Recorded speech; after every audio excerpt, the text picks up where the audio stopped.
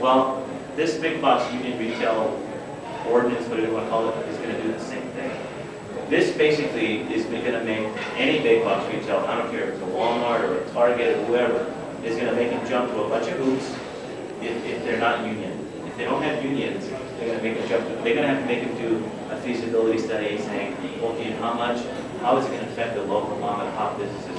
Well, ladies and gentlemen, if we were in middle America and Santa Ana was a unique, isolated city with nothing around it, I would buy that argument. Yeah, if you put a big retail in here, it's going to hurt some mom and pops. We're the biggest city in Orange County, and we're not shrinking. We're growing. We're going to be at 400,000 people in about 5 years. Right now, I dare anybody to tell me where Santa Ana ends, Garden Grove begins, Anaheim. You can't even tell Orange County and LA County separate unless you see a little sign on the freeway says you're not in Latino County. We're a growing metropolis. We're not a small city. So the argument about how these big guys are going to take out the little guys, it just doesn't hold any water. And not only that, we would never let them build in the historic downtown anyways. This is an ordinance that is going to hurt business. If we're shooting ourselves in the foot, because what they're going to do is exactly what Costco did. They're going to say, thank you very much, Santa Ana, we're going to build in Tustin, Irvine, Costa Mesa, Fountain Valley, Garden Grove, Anaheim. We're going to build right outside, because you know what they want? They want our residents. They want, because we have a lot of people living in Santa Ana. They want our business. But guess what? The other city's going to get the tax revenue.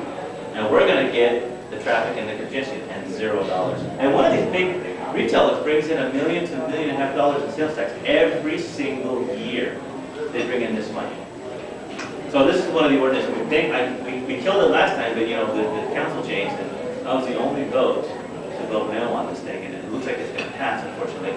But I got up in the soapbox and I made the same arguments. Look, guys, you know, why shouldn't we be able to tell people, you know, we're basically treating a business differently because of their size.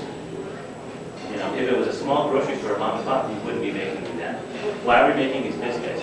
It doesn't make any sense. You know, and they keep arguing, oh, and all it is, it's a placation to the unions. I mean, that's probably what it is. You know, the unions are saying, you know, please help pass this ordinance, and we'll be friendly to you. Well, sorry, I voted no. I will continue to vote. Are there any unions for? Yeah, the grocery stores. The grocery stores, yeah. Yeah, the Vaughn, the Albertsons, those people, and they're hurting. I don't know if you saw an article in the paper today.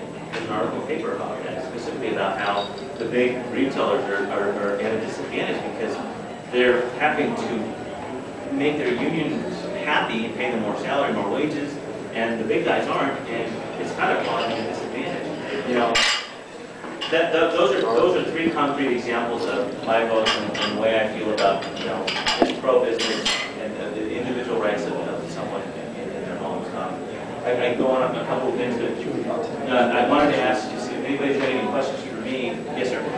Let's try to keep our questions pretty pointed and fairly short, just so that we can get these guys back walking. And so go ahead, please. You know I have a list, right? try to keep them fairly pointed. One thing, in listening to you, and since I live in Santa Ana, why would I want you to leave the city council since you're the only one that's helping keep some of these things? I get that question a lot, and the way I answer it is like, do you guys think I'm doing a good job? And then yeah, you're doing a great job. Well, then why don't you want to promote? Why don't you want to? The simple answer is, as a supervisor, I can bring a lot of those same resources and a lot of the same thinking to Santa Ana. Isn't it going to cost Santa Ana a lot of money to replace you?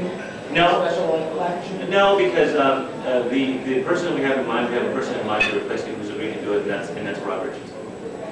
Rob Richardson, he's a former mayor pro tem, conservative, Republican. He's currently on the school board. And will he get appointed by the council, or is there a special election? If he does get appointed, we'll have a special election. Yes, if he does. I have good reason to believe that he will be appointed because he's respected on both sides. He's very well respected in the community. There's no special election if he's appointed? If he's appointed, there's no special election. We just appointed Vince Sarmiento, so we avoided a special election there. And none of the council members, if you ask every single one of the council members, none of them want to go to a special election. My only other issue is the resume.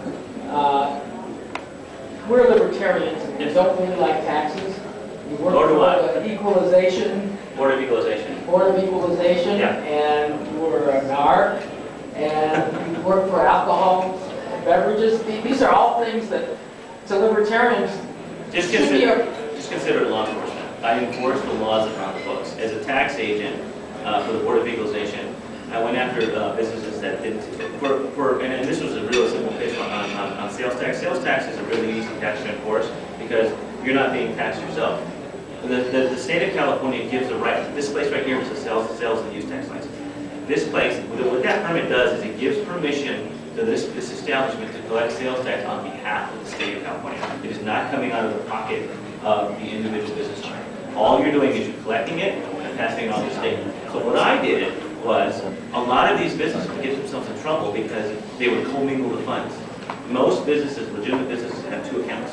They have their business account and then they have the sales tax account. So every day, they know exactly how much sales tax came in. They just put it in an account, an escrow account or whatever, and then every quarterly or whatever they pay they just give it to the state. It's not coming out of the profits. So it isn't, you, the business owner, not being taxed. It's sales tax that you collect on behalf of the state of California. Right, so you understand. So what I would do is a lot of these businesses would get in trouble because what they do is they commingle their funds. They collect all this tax, and then they forget, oh gosh, they'd spend it, or they divert it someplace else, if you know what I mean. And when I get involved criminally, when somebody would not be paying the sales tax, that's what I used to do as a tax agent. I hope that answered your question. Okay. And you know, and I was a law enforcement officer, and you know, I took an oath, went to the academy. I had to enforce the laws that are on the books. including the Constitution. Yes, sir. Absolutely. I'm a big Constitution and Second Amendment kind of guy. You know, I know you could. The funny thing is, somebody early on in the campaign, they were saying I was anti-gun, and I was like, wow, that would be really hard for me to do my job as a cop if I was anti-gun. I mean, I have weapons in my house, you know, so I'm strong Second Amendment believer. Hope that answers your question. Thank you. Yes, sir. But we all know that moving up through the ranks of civil service, oftentimes the lowest level don't always have the best jobs, and necessarily the most libertarian leanings, but you're moving up into the decision making. In contrast, what we can do about sales taxes and the taxes that affect businesses in the county, and on the other side, the social liberties. Well, what are your views on medical marijuana? Okay, I'll answer that question. But I can tell you, honestly, I've never met a tax that I like. I think we all pay too much taxes. I mean, how many people have heard the term donor county? You know, the county of Orange pays way more money up there than we get back. And that's because there's a perception that we have so much money. Yes, we do have individuals with high net worth and people overall make a little bit of money in LA, but that's not fair. One of the things that I would do, the very first thing that I would do as a supervisor is lobby to reallocate the formula. There is a formula that was set into place years ago. And I've always asked this question. I've never been in a position to be able to do anything about it, but if I went to supervisor, you better